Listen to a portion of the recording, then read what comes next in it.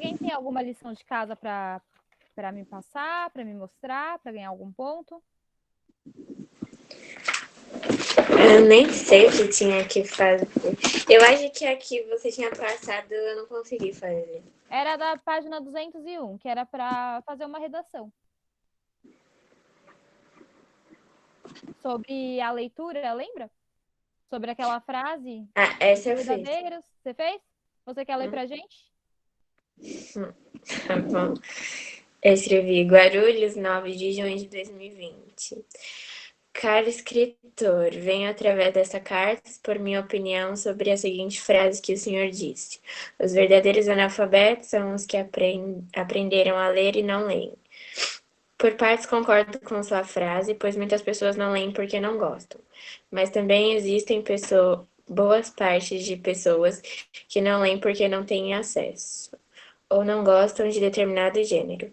Muitos param de ler pelo fato da escola obrigá-los a lerem um livro específico que eles não gostaram. Isso acaba desmotivando as pessoas. Portanto, acho que o senhor poderia reformular essa frase ou mudar seu ponto de vista. Atenciosamente, Ana Clara. Ficou ótimo, perfeito. Tá bem na estrutura do texto, né, de carta argumentativa. A única coisa que eu mudaria aí, Ana, seria essa parte que você fala assim, boas partes de pessoas. Eu acho que Tá. ficou meio uma estrutura meio estranha, assim, que não, a gente não usa muito, né? Eu acho que você poderia colocar assim, muitas pessoas, uma boa parte da população, tá? Só essa parte que ficou meio esquisita. Então, vou anotar o seu ponto aqui. Mais alguém?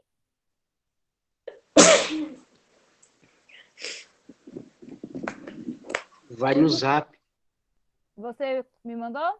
Ai, Nicolas, vamos ver se eu consigo entender sua letra. Ó, tá faltando a estrutura, né?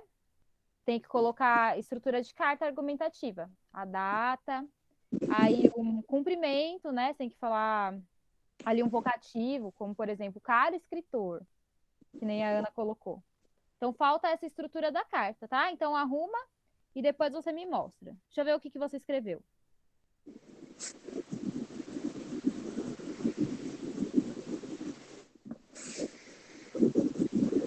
Então, você tem que falar sobre a frase de os verdadeiros analfabetos são os que aprenderam a ler e não leem.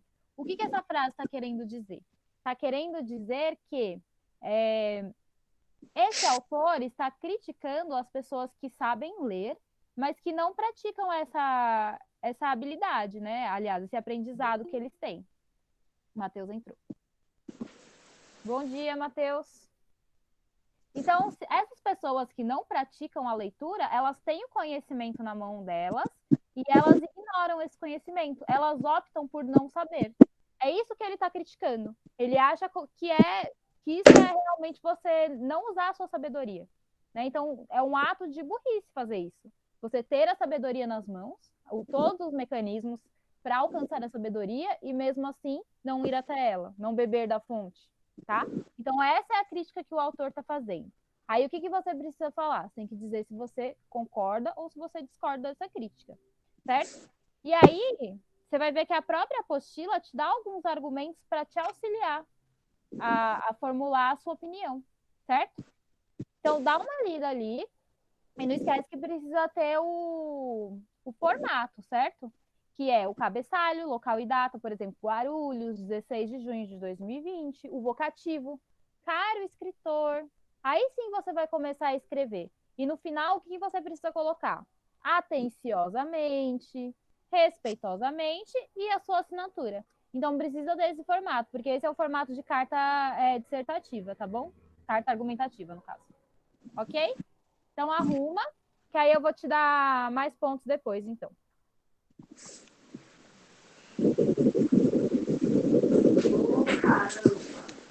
Ué, o Matheus tinha entrado e sumiu? Alguém pode mandar uma mensagem para ele? Porque eu apertei para aceitar e ele não apareceu aqui. Não sei se caiu, né? Ou se o problema é no meu computador. Rafa, você já fez? Vai fazer depois? E aí? Eu vou fazer depois. Tá bom. Então eu fico no aguardo. O que nós vamos fazer? Vamos, então, para a página 208, fazer a revisão. Na página 208, nós vamos revisar o que é o gênero textual notícia, certo? Muito simples. Lembrem-se que uma forma de facilitar a nossa compreensão dos gêneros textuais é saber qual que é o objetivo de cada texto. Então, qual que é o objetivo de uma notícia? Informar. Informar, né? Informar fatos do mundo, informar acontecimentos recentes, certo? Ela tem essa característica de ser acontecimentos recentes. Se o objetivo da notícia é informar, então como que tem que ser a linguagem?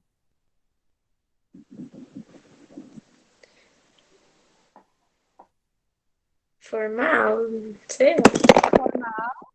Tem que ser uma linguagem formal, porque se for uma linguagem informal, o leitor não vai credibilizar o texto vai ficar sem crédito, vai ficar descredibilizado, né? Não vai ficar crível, as pessoas não vão acreditar. O que mais tem que ser? Em terceira pessoa. Em terceira pessoa, porque não é uma opinião, é um fato, certo? Então você não pode dar a sua opinião na hora que você está noticiando o acontecimento. O que mais?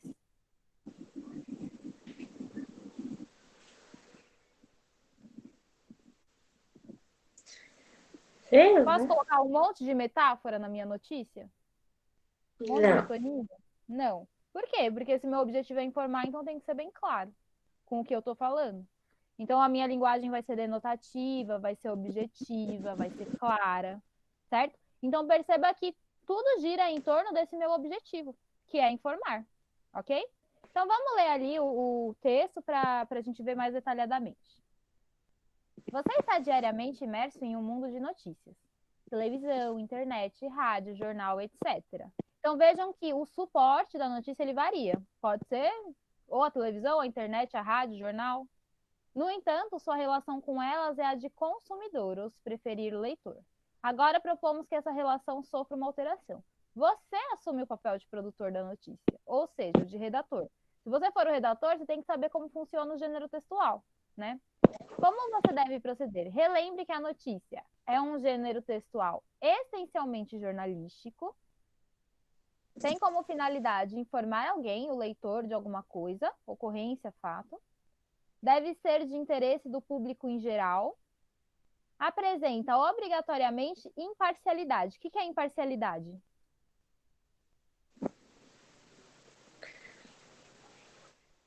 Ser imparcial é quando você não dá a sua opinião. Ok? Então é você não passar a opinião, né? Será que todos os jornais fazem isso? Não, né? A gente sabe que não. Tem alguns jornais que são parciais, certo? E não necessariamente isso é um problema. Isso é um problema quando os consumidores, os leitores, não sabem, né? Por exemplo, existem jornais que já assumem, ó, nessas eleições, nós seremos parciais a tal partido. E aí já deixa claro, né, para o leitor a parcialidade. O problema é fingir que ser parcial e fingir que não é, né? Então, mas geralmente as notícias elas precisam ter essa imparcialidade, certo? Que é você não passar uma opinião. Deve ser regida em terceira pessoa, porque se você está sendo imparcial, então você não está dando opinião. Então não pode ser escrita em eu, tem que ser em terceira pessoa. A linguagem deve respeitar a norma culta, bem como ser clara para atingir sua finalidade. E é isso, né? Aí vamos ver qual que é a estrutura. Lembrem-se que gênero textual, a gente tem que respeitar a estrutura do texto. Por isso que eu falei para o Nicolas, ó, não está na estrutura do texto, né? Precisa reformular. Precisa ter a data, precisa ter o vocativo, precisa ter a despedida e a assinatura no final. Senão você não está dentro do gênero. Então, isso é muito importante, a estrutura do texto. Porque se você não se encaixa dentro da estrutura desse gênero textual, então você está fazendo outra coisa. Você não está fazendo uma notícia, tá? Então a gente precisa sim saber muito bem como elaborar, como escrever. Então, olha lá, qual que é a estrutura do gênero textual notícia? A estrutura da notícia apresenta, em geral, os seguintes componentes: título ou manchete. Então, sempre vai ter um título, que vai ser como? Normalmente, uma frase curta, sintética. Não vai ser uma frase muito enorme, né? Uma frase curtinha que vai resumir mais ou menos a notícia em específico. Apresenta aspecto gráfico diferenciado. O que isso quer dizer? A letra vai ser maior, né? Então, tem um destaque maior para o título. Visa despertar a atenção do leitor. Então, por isso mesmo que o título já vai vir maior, né? Para o leitor já bater o olho e ter uma noção mais ou menos do que é essa notícia. E aí ele sabe se interessa a ele ler ou não. Título auxiliar. Então, vocês já viram assim, que na notícia nós temos o título grandão e embaixo nós temos meio que um complemento? Já viram isso?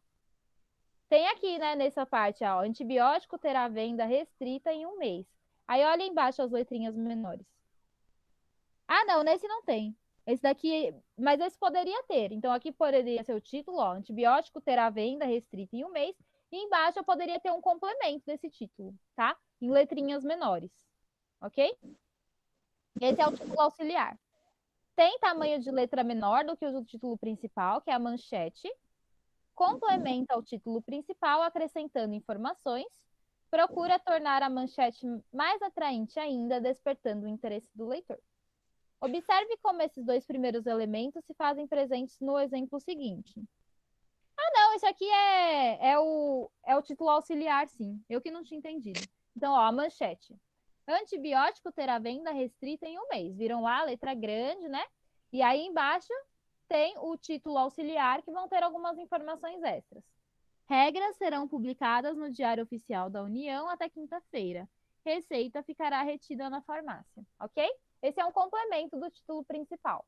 Ele acrescenta algumas informações. Aí, o que acontece? No texto jornalístico, é muito comum a gente pegar o texto e não terminar de ler a notícia. Geralmente, a gente só lê o início. Sabendo disso, o que os jornalistas fazem? Eles reúnem as informações principais logo no início. Como que se chama esse início? Lead, tá? Então, o que é o lead? Representa o primeiro parágrafo da notícia. O lead precisa sintetizar a notícia contendo os seguintes, mas não necessariamente todos os elementos. Então, geralmente no lead, a gente já reúne tudo ali, ó, no primeiro parágrafo. O que, quem, onde, quando, como e por quê. Todas essas perguntas são respondidas logo no primeiro parágrafo, porque o jornalista já sabe que a maioria dos leitores não vai ler tudo. Então, os fatos principais, a clareza da notícia já é logo no primeiro parágrafo, tá? E aí, quem tem interesse em se aprofundar, continua lendo a notícia, que vai ter mais detalhes a respeito de cada um desses itens. Por exemplo, né? Se fosse assim, uma notícia de jovem morre atropelado por uma pessoa embriagada. Então, aí a gente já pode colocar o que aconteceu. O jovem morreu atropelado. Quem? Já tá dito, né? O jovem. Onde? Em São Paulo. Quando? Na noite de 15 de junho de 2020. Como? Foi atropelado por uma pessoa que estava embriagada. Por quê? Porque a pessoa estava embriagada. Ok? Então, viram que já reúne tudo num primeiro parágrafo. Todas as informações já são respondidas, logo de cara. Corpo da notícia. Então, depois do lead, que são as informações principais, aí que a gente vai se aprofundar nas informações. Então, o corpo da notícia representa os parágrafos seguintes ao lead, diz respeito à informação propriamente dita, expõe conhecimentos de forma mais detalhada. Nem todo mundo vai ler essa parte, né? Então, por isso que a parte principal está reunida no lead. Ok? Então, esse é o resumo de gênero textual notícia. Certo? Alguma dúvida sobre isso? Não? Então é isso. Não se esqueçam que a estrutura do texto, ela precisa estar ali, né? Tá presente. Porque senão o objetivo às vezes se perde, né? Vocês entenderam que, por exemplo, no lead, é importante ter o lead, porque já se sabe que as pessoas não vão ler tudo até o fim. Então precisa ter essa estrutura para o gênero poder cumprir a sua função. Nesse caso, a função é informar, né? Então precisa ter estrutura. Bom, agora o que nós vamos fazer? Eu vou compartilhar um PDF aqui com vocês. Um PDF não, né? Um PowerPoint. E aí eu vou fazer uma revisãozinha com tudo que a gente aprendeu. Alguém mandou mensagem para o Matheus? Eu falei com ele e ele falou que o celular dele desligou. Aí ele tava tentando entrar de novo. Tá bom. Agora que eu vou compartilhar o PDF, não, o PowerPoint, eu não vou conseguir olhar para a tela, tá? Então, se ele entrar, se vocês forem escrever alguma coisa no chat, eu não vou ver, porque eu vou estar olhando para o PDF, tá? Eu fico em outra tela. Então, se precisar falar, usa o microfone. Ah, o Matheus entrou. Acho que é o Matheus, né? Entrou com o nome Y. Um monte de Y. Sei lá. Matheus, é você?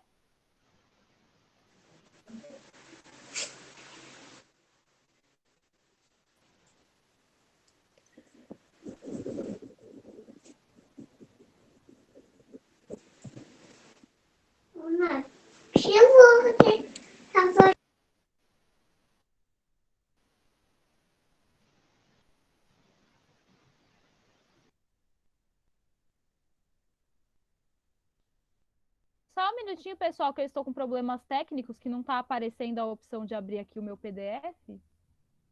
E eu vou sair e já volto, tá bom? Ou eu vou fechar aqui, peraí. Vou fechar e eu vou ver se dá para abrir agora.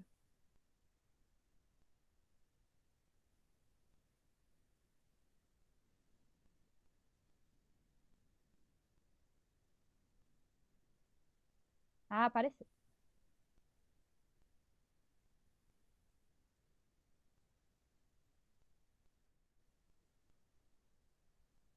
Digam para mim se vocês estão vendo o PowerPoint. Peraí. Tá aparecendo? Não. Não? Sei lá. Só eu respondo? Não. E agora? Não? Não. Então vou tentar de novo. Cancelar e tentar de novo.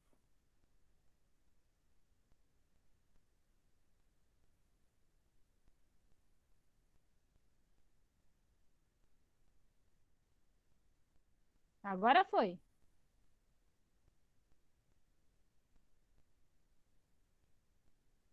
Foi, pessoal?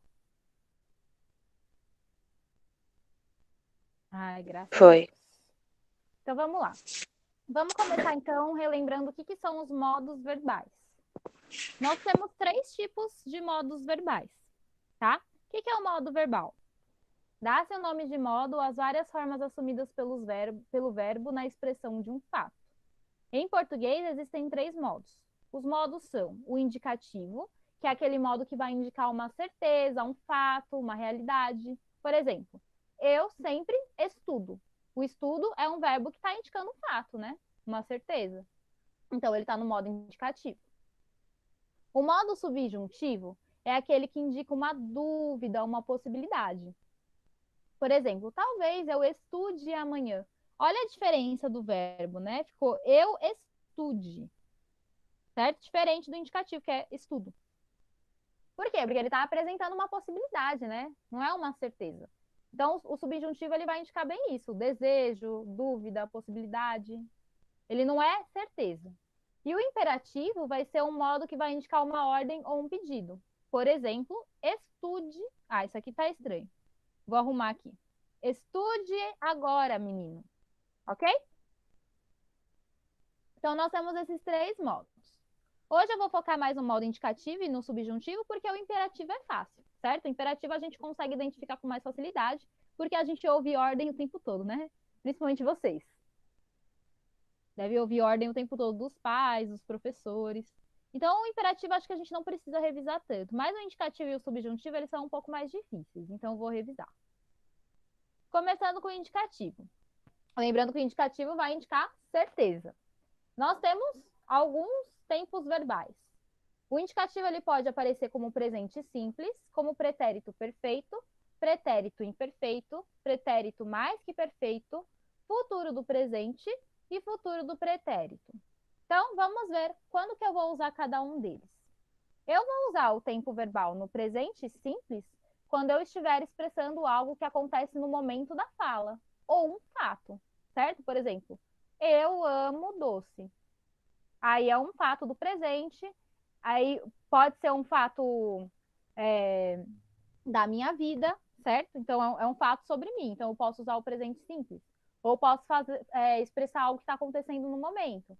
Por exemplo, eu estou dando aula. Então, estou está ali no meu presente simples, que é o que está acontecendo no momento, ok? Simples o presente, né? Vocês não têm dúvida no presente. Então, aqui tenho um verbo no presente simples, amo. Eu amo, ok? Alguma dúvida sobre o presente simples? Sim ou não? Não. Tá. Falem comigo que eu não tô vendo vocês. Tô só no PDF. Pretérito perfeito. Nós temos 3 tipos de pretérito, né? Tem o pretérito perfeito, o pretérito imperfeito e o pretérito mais que perfeito. Cada um deles eu vou usar em uma situação diferente. O pretérito perfeito expressa uma ação pontual ocorrida em um momento anterior à fala. Como assim? O pretérito perfeito ele vai expressar uma coisa que aconteceu e acabou. Certo? Uma coisa do passado que aconteceu e acabou. Não é uma coisa contínua, que continuou acontecendo por um longo período. Não, aconteceu uma vez e acabou. Por exemplo, vou colocar uma frase aqui, ó.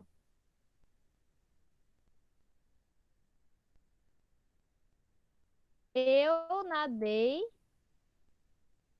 nessa piscina. Ok? Aqui nessa frase, o que eu entendo? Que eu nadei uma vez nessa piscina. Aconteceu uma vez e acabou no passado. Ok? Então é uma ação pontual que aconteceu uma vez só. Certo? Alguma dúvida? Outro Não. exemplo. Eu comi hambúrguer.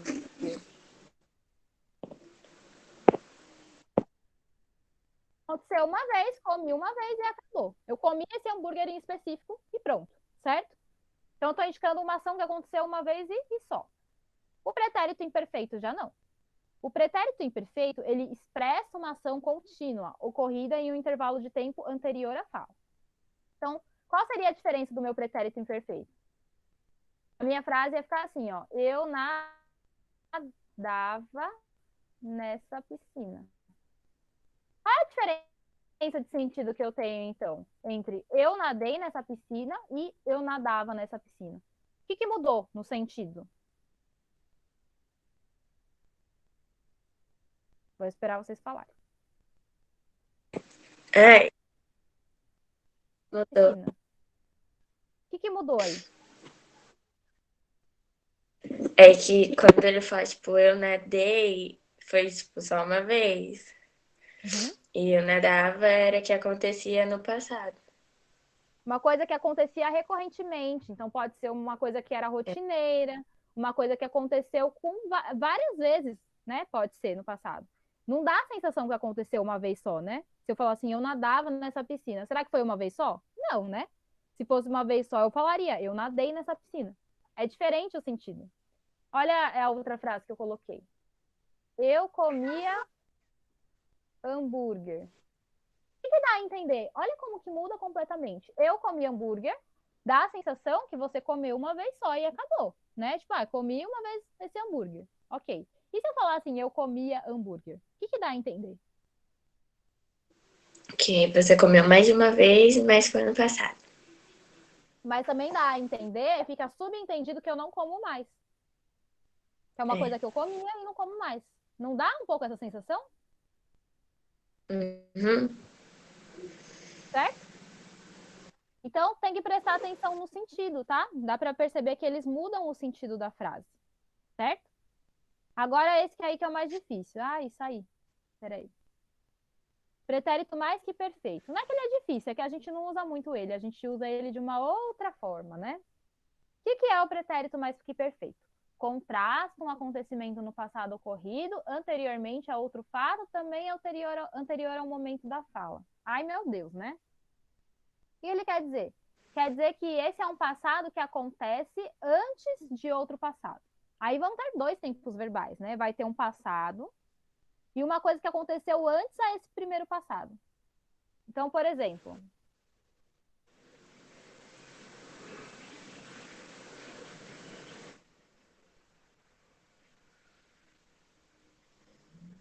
eu terminara a lição quando ele chegou. Quais são os verbos aí? Terminar e chegar.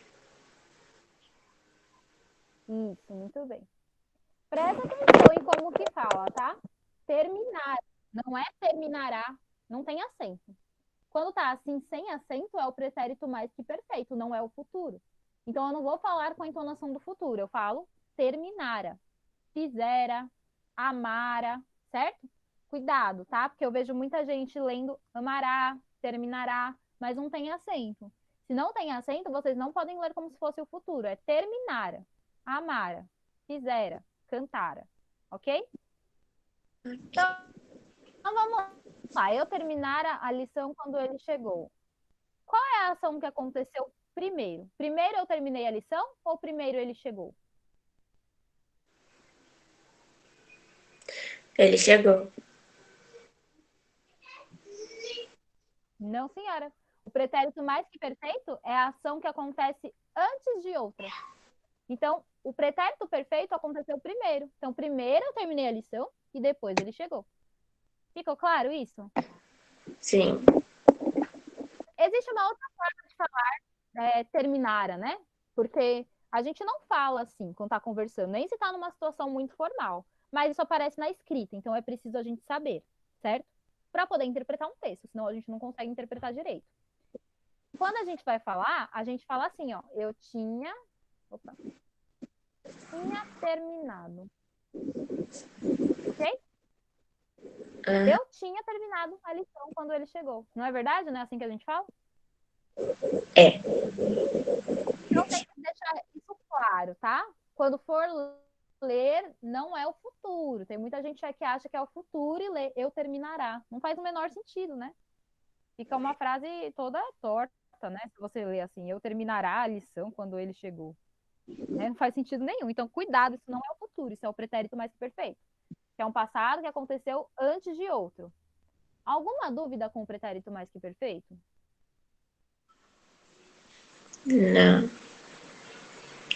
Tá muito claro? Tá tranquilo, então? Tá. Então tá. Então, esses são os pretéritos que nós temos. O pretérito perfeito, que vai ser uma ação que aconteceu uma vez só no passado. O pretérito imperfeito, que pode indicar uma coisa, uma ação contínua, uma coisa que acontecia com frequência no passado. E o pretérito mais que perfeito, que indica um passado que aconteceu antes de outro. Agora vamos para o futuro. Nós temos o futuro do presente. O futuro do presente expressa algo que possivelmente acontecerá em um momento posterior ao da fala. Então, o futuro do presente indica uma certeza, é uma coisa que você acredita que de fato vai acontecer. Tá, tá? É uma certeza que vai acontecer. Então, por exemplo, eu irei ao shopping quando a pandemia acabar. Certo? Então, olha o meu verbo aqui, ó, irei. Agora eu não vou, né? Porque agora é loucura. Mas quando a pandemia acabar, eu vou colocar uma certeza que eu irei ao shopping. Ao shopping não, né? Vou colocar ao cinema, que é mais legal. Então, eu irei ao cinema quando a pandemia acabar. Percebam que aí eu estou mostrando uma ação certeira. É algo que vai acontecer com certeza no futuro. Esse é o futuro do presente. O futuro do pretérito já não. Ele indica de uma forma diferente. Expressa uma ação que era esperada do passado, porém não aconteceu. Então é uma coisa que poderia ter acontecido, mas não aconteceu. Já é certeza, então, que não aconteceu. Então, por exemplo, eu iria ao cinema se não tivesse pandemia. Eu vou no cinema? Não. É uma coisa que eu faria, porém eu não vou fazer. Perceberam? Tem uma diferença. E é uma certeza que eu não vou fazer. Perceberam isso? Deu Sim, para sacar a diferença entre um e outro? sim. Então, ó, o futuro do presente é uma coisa que vai acontecer. O futuro do pretérito é uma coisa que poderia acontecer, mas não vai. É uma certeza que não vai acontecer. Ok? Tá Uhum, claro? sim. Os outros, sei que pra Ana tá claro, e pros outros. Deu para entender o modo indicativo? Sim. Tá. Então agora vamos para o mais difícil, que é o modo subjuntivo. O modo subjuntivo nós temos pelo menos só 3 tempos, que é o presente, o passado e o futuro. Ainda bem, né? Mas a gente não é muito acostumado a usar o modo subjuntivo na forma correta. A gente acaba escrevendo errado muitas vezes, tá? Mas não é tão difícil, não. O que vocês podem fazer se vocês tiverem dúvida? Ah, eu preciso escrever tal coisa. Isso não é uma certeza, é uma hipótese, é um desejo, é uma dúvida. Então, precisa estar no modo subjuntivo. Tem dúvida de como colocar determinado verbo no modo subjuntivo? Joga no Google. Coloca assim, ó, verbo fazer no subjuntivo. Aí vai aparecer nos sites as tabelas de como que fica a conjugação do verbo fazer no subjuntivo nos 3 tempos, no presente, no passado e no futuro. Isso auxilia bastante, tá? Quando você tem dúvida. Se você tem dúvida de qual tempo verbal está determinado verbo, pega o verbo lá, né? Por exemplo, fazer, joga lá. Verbo fazer, conjugações, escreve assim. Aí vai aparecer um link que vai ter todas as conjugações de todos os modos e tempos verbais desse verbo. Aí dá para você ir lá, clicar nesse link, olhar, procurar o verbo que você está em dúvida, certo? E aí você consegue descobrir em qual modo, em qual tempo verbal que ele está. Ok? Uhum. São coisas que é normal, a gente tem que pesquisar muitas vezes, né? Muitas vezes eu também pesquiso, certo? É difícil a gente saber tudo do português. Não dá, é uma língua muito vasta, tem muitas variações. Então vamos lá. Presente do subjuntivo. O que é o presente do subjuntivo? O presente do subjuntivo é usado para expressar hipóteses e desejos. Então, tomara que dê certo. Olha aí, ó. O D está expressando um desejo, certo? Não é uma certeza, então por isso que está no modo subjuntivo. Para eu ficar mais calma, eu quero que você vá para casa. Aí é um desejo também, certo? Não é uma certeza que você vá para casa. É uma hipótese, você está dando uma sugestão, não é uma ordem. Esse tempo verbal deriva do presente do indicativo, tá? Então, ele tem uma certa similaridade com o presente do indicativo. Depois eu vou mostrar as diferenças entre um e outro. Agora, o pretérito imperfeito do subjuntivo. O pretérito imperfeito do subjuntivo é usado para expressar possibilidades e desejos, estando a ação condicionada por outro. Então, é uma ação que só vai acontecer se outra acontecer. Então, por exemplo, seria tão bom se desse tudo certo, certo? Então, se desse tudo certo, está condicionado, né? Com uma outra ideia. Então, não é uma certeza que vai dar certo, é uma possibilidade, certo? É um desejo que dê tudo certo, mas não é certeza. Eu ficaria mais calma se você fosse para casa. Aí também, qual que é a condição para a pessoa ficar mais calma? É ele ir para casa, certo? Então, é uma ação que está condicionada por outra. Esse tempo verbal deriva do pretérito perfeito do indicativo. Então, a gente também vai ver as diferenças que tem entre o pretérito imperfeito do subjuntivo e o pretérito perfeito do indicativo. Já já eu mostro, tá? E o futuro do subjuntivo. O futuro do subjuntivo é usado para expressar a possibilidade de uma ação acontecer no futuro. Então, é algo que pode ser que aconteça, não é certeza. Por isso que não pode ser indicativo. Será tão bom quando der tudo certo. Viram aí que não é uma certeza, tá? Mas é uma possibilidade. Eu ficarei mais calma quando você for para casa. Então, vejam que também é uma ação que depende da outra aqui. Esse tempo verbal deriva do pretérito perfeito do indicativo. Então, agora vamos ver as diferenças que nós temos, né? Indicativo versus subjuntivo. Então, afirmo que... Aí, ó. Ele trabalha. Aqui eu tenho o presente do indicativo. Duvido que ele trabalhe. Presente do subjuntivo. Viram como muda completamente o sentido? Ele trabalha, é um fato. Está no presente do indicativo, que indica certeza, indica fato. Duvido que ele trabalhe. Aí já não. Aí é uma incerteza. Aí está indicando uma incerteza. Por isso que está no subjuntivo do presente. Próximo.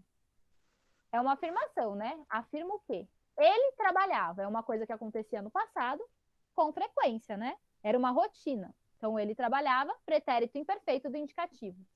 Duvido que ele trabalhasse. Pretérito imperfeito do subjuntivo. Aí já está expressando uma dúvida, né?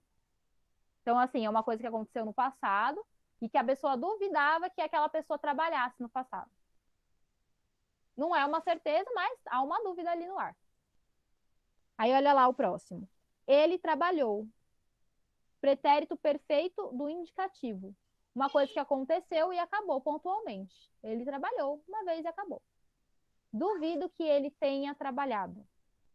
Então, a pessoa duvida que isso tenha acontecido só uma vez no passado. Certo? É uma dúvida. Deu para perceber a diferença de sentido que eles trazem?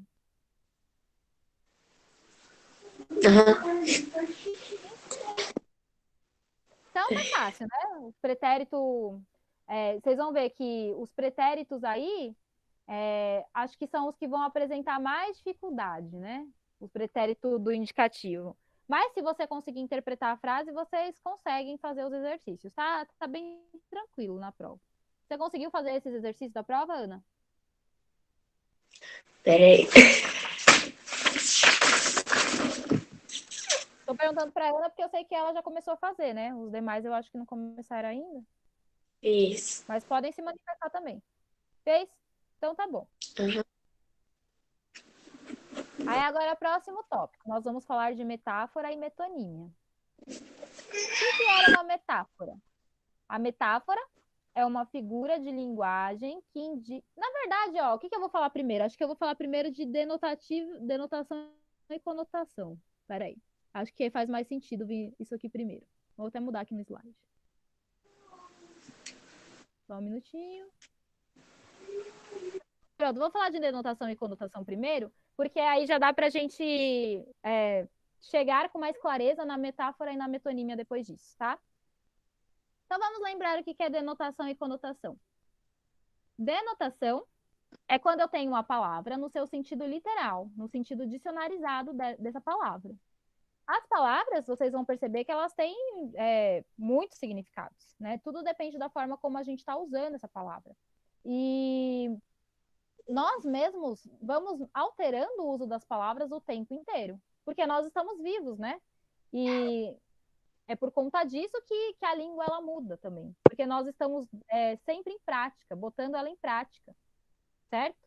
Então, por exemplo, se eu pego uma frase e falo assim, eu viajei para a Bahia. Vou colocar aqui, ó. Eu viajei para a Bahia. A minha palavra aqui, viajei, vocês acham que está no sentido literal ou no sentido figurado? No sentido literal. Literal, uma coisa que de fato aconteceu, né? Agora, e se eu colocar assim, ó, eu viajei na maionese. Esse viajei é no sentido literal ou no sentido figurado? No figurado. Figurado. Então, vejam que é a mesma palavra, né? Mas usada de formas diferentes. Aqui, ó, no eu viajei, eu tenho o meu sentido, eu viajei para a Bahia, o meu sentido denotativo. Porque eu viajei está dito da forma dicionarizada. Se eu procurar viajei ali no dicionário, eu vou entender bem esse significado, né? Porque é a forma mais comum de se usar as palavras, no sentido denotativo, no sentido literal. Agora, se eu for olhar no dicionário para entender essa frase, eu viajei na maionese, pode ser que eu fique meio perdida, né? Porque aqui está dito no sentido conotativo. É o sentido figurado. que é quando a gente usa as palavras com um novo sentido, de uma forma que não é tão comum de se usar. Por isso que, às vezes, né, as pessoas mais velhas têm uma certa dificuldade de entender as gírias dos jovens, porque é uma linguagem criada por vocês. Então, vocês que estão pegando as palavras e dando um sentido novo a elas. Então, viram como a língua ela muda o tempo inteiro? Porque o tempo inteiro a gente está criando formas novas de se expressar. Então, por isso que é importante a gente entender essa diferença, que as palavras variam, elas mudam de sentido. É muito importante a gente entender isso. Por quê? Porque se a gente entende isso, a gente começa a entender o porquê que tem poesia que a gente não consegue compreender. Porque geralmente na poesia, na literatura, nós estamos usando as palavras de uma forma que não é o mais comum delas serem usadas. E aí, às vezes, fica um pouco difícil de ser compreendido. Aí a gente precisa fazer um esforço para tentar entender, né, o que essas palavras estão passando para nós. As poesias, geralmente, elas estão usando as palavras no seu modo conotativo, tá? E aí fica difícil, um pouco mais difícil de compreender, porque a gente não está habituado a ver as palavras sendo usadas dessas formas. Por isso que é uma arte, porque é uma inovação, é uma forma diferente de se fazer, de se escrever, certo? Então vamos ver aqui a definição de denotação. Quando a linguagem está no sentido denotativo, significa que ela está sendo utilizada em seu sentido literal, ou seja, o sentido que carrega o significado básico das palavras, expressões e enunciados de uma língua. Em outras palavras, o sentido denotativo é o sentido real, dicionarizado das palavras. Fácil, né? Deu para entender. Uma dica para lembrar, né, a definição de cada uma, lembra que denotação começa com D de dicionário. É assim que eu fazia para não esquecer. Lembra? Vai, D de dicionário. Então, denotativo é as palavras no sentido literal. Ok? Próximo. Conotação. Então, a conotação já expliquei, né? Quando a linguagem está no sentido conotativo, significa que ela está sendo utilizada em seu sentido figurado, ou seja, aquele cujas palavras, expressões ou enunciados ganham um novo significado em situações e contextos particulares de uso. O sentido conotativo modifica o sentido denotativo, literal das palavras e expressões, ressignificando-as. Então, eu estou trazendo um novo sentido para uma palavra que não vai estar no seu sentido literal, certo? Eu estou trazendo uma coisa nova, uma nova forma de se expressar. Por exemplo, tem o poema do Carlos Drummond de Andrade. Tinha uma pedra no meio do caminho. Conhece esse poema? Não. Esse é um dos poemas mais famosos brasileiros, né? Que é o Tinha uma pedra no meio do caminho. No meio do caminho tinha uma pedra. Tinha uma pedra no meio do caminho. O que é isso? Vocês perceberam que tem uma repetição? Vou mostrar ele aqui para vocês. Deixa eu pegar. Para vocês entenderem ele direito.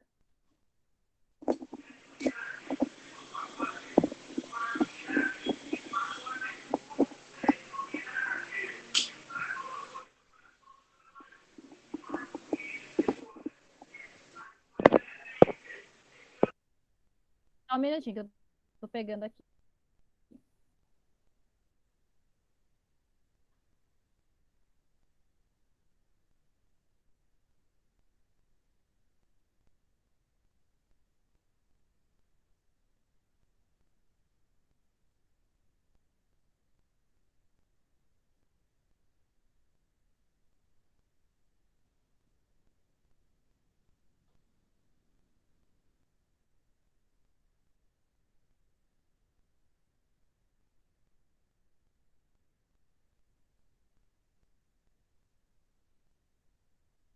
Vou aqui abrir um novo slide. Ó, olha aqui o poema. No meio do caminho tinha uma pedra. Tinha uma pedra no meio do caminho. Tinha uma pedra. No meio do caminho tinha uma pedra. Nunca me esquecerei desse acontecimento na vida de minhas retinas tão fatigadas. Nunca me esquecerei que no meio do caminho tinha uma pedra. Tinha uma pedra no meio do caminho. No meio do caminho tinha uma pedra. O que deu para entender desse poema aí? Alguém entendeu alguma coisa? Alguém tem uma sugestão, um palpite do que pode ser que o autor esteja querendo expressar aqui? Eu não. Estou ouvindo. No sentido literal ou no sentido figurado? Eu acho que tá no sentido figurado. O que então será que representa essa pedra? Um problema, não sei. Ah, muito bem. Um problema. Então vamos lá ler esse poema pensando que a pedra é um problema e ver se traz mais clareza? No meio do caminho tinha uma pedra. Tinha uma pedra no meio do caminho. Tinha uma pedra. No meio do caminho tinha uma pedra. Nunca me esquecerei desse acontecimento na vida de minhas retinas tão fatigadas. Nunca me esquecerei que no meio do caminho tinha uma pedra. Tinha uma pedra no meio do caminho. No meio do caminho tinha uma pedra. E aí? É. Trouxe mais clareza do que pode ser o poema?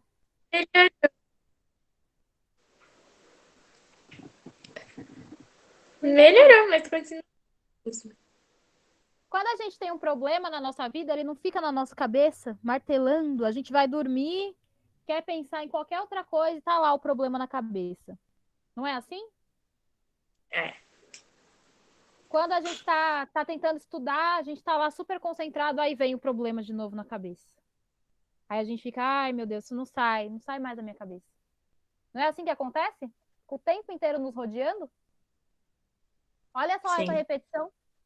Por que será que o autor repete tanto isso? No meio do caminho tinha uma pedra. Aí ele varia a forma que ele repete. Tinha uma pedra no meio do caminho, tinha uma pedra. No meio do caminho tinha uma pedra. E aí no final, de novo, ele repete aqui também. As mesmas coisas. Tinha uma pedra no meio do caminho. No meio do caminho tinha uma pedra. Por quê? Porque é esse problema que fica na nossa cabeça, não sai da cabeça, essa pedra que fica no nosso caminho, que nos impede de atravessar. Né? Essa pedra que fica no nosso caminho, que nos impede de atravessar, é o problema. E viram como ele se repete? Porque na nossa cabeça o problema também se repete. O tempo inteiro nos enchendo o saco.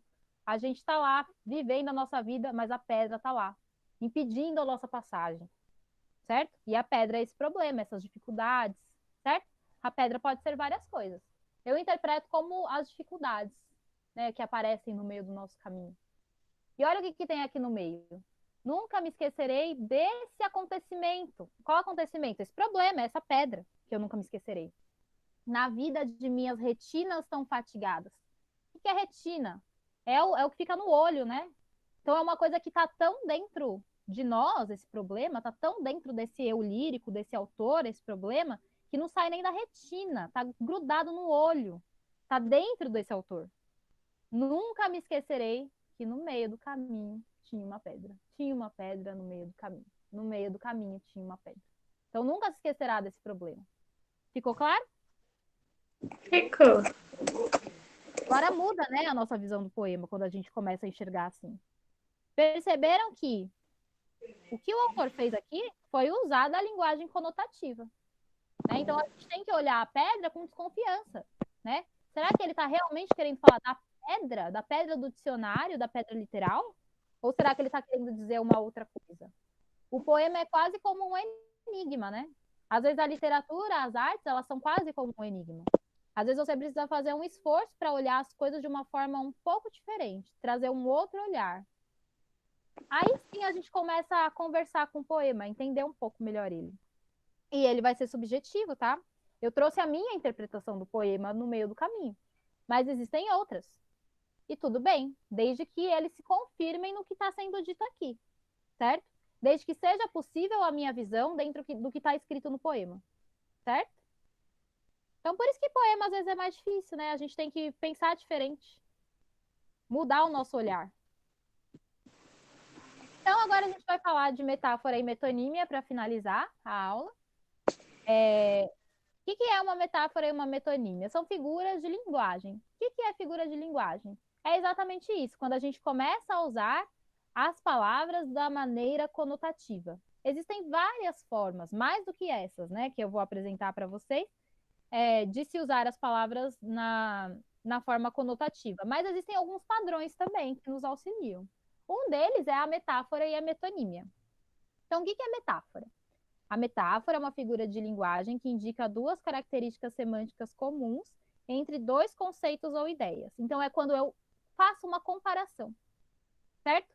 Mas é preciso saber que a metáfora é uma comparação que eu não vou utilizar o elemento comparativo. Se eu estiver utilizando o elemento comparativo, deixa de ser uma metáfora e se transforma em uma comparação. Como assim? Vou dar um exemplo, tá?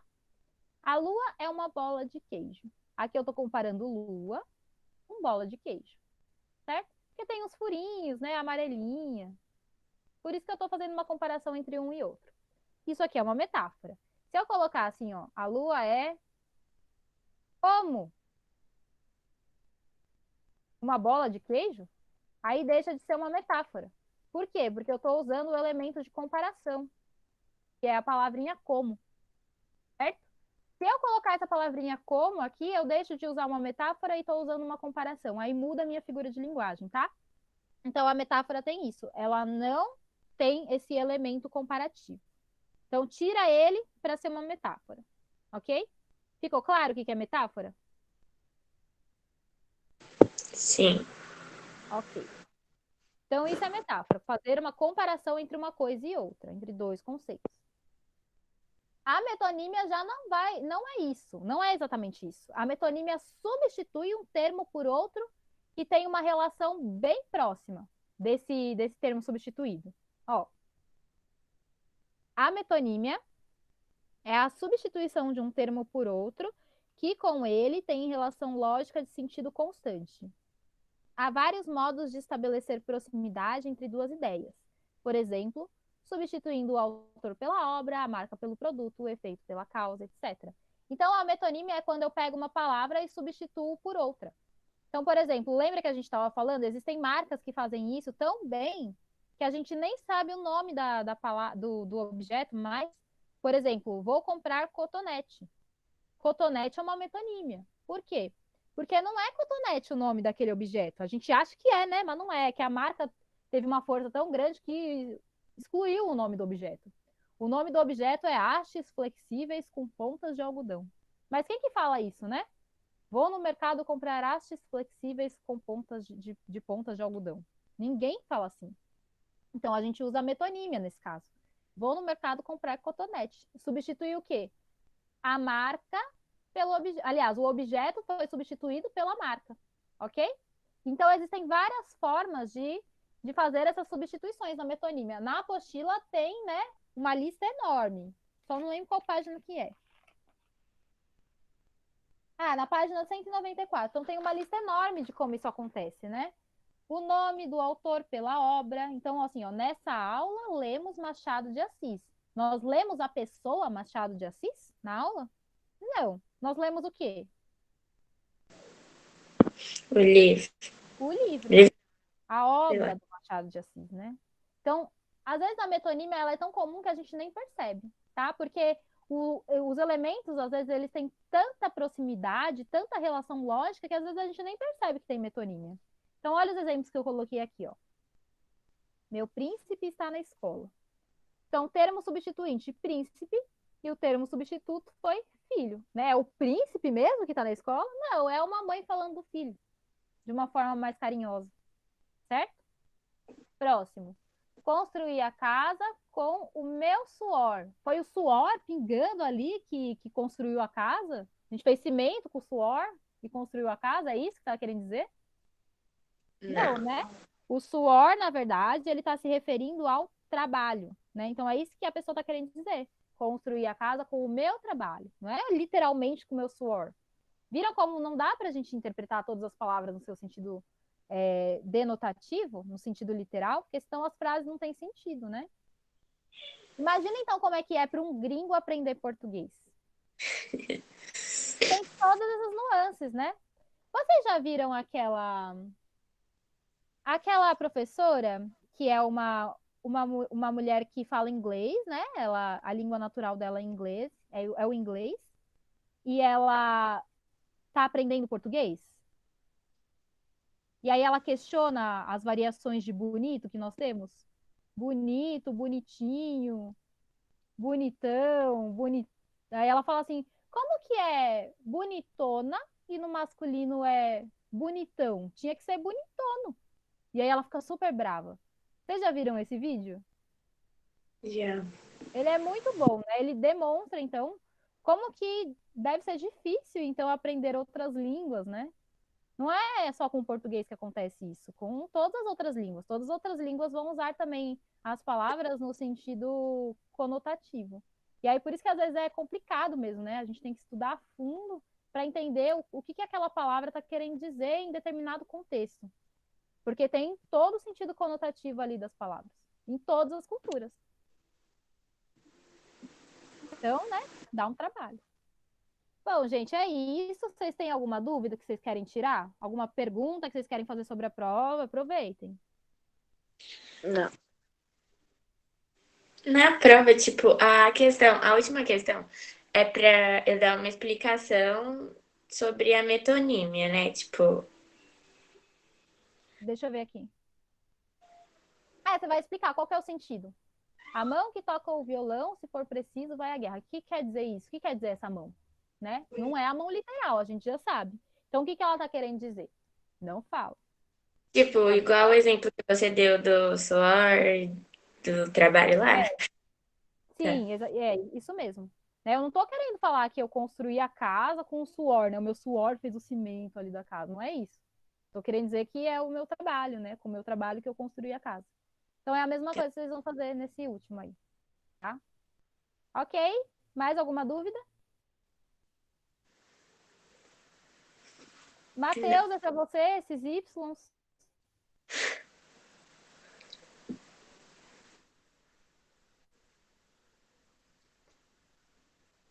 Escreve no chat, então. Bom, espero que seja o Matheus, né? Se não for o Matheus, tem um intruso aqui assistindo nossa aula. Mas tudo bem, a gente também não está falando nada demais, né? Bom, então é isso, pessoal. Se alguém tiver mais alguma dúvida, pode falar. Senão a gente pode encerrar já. Não? Não. Rafa, tudo bem? Nicolas, tudo bem?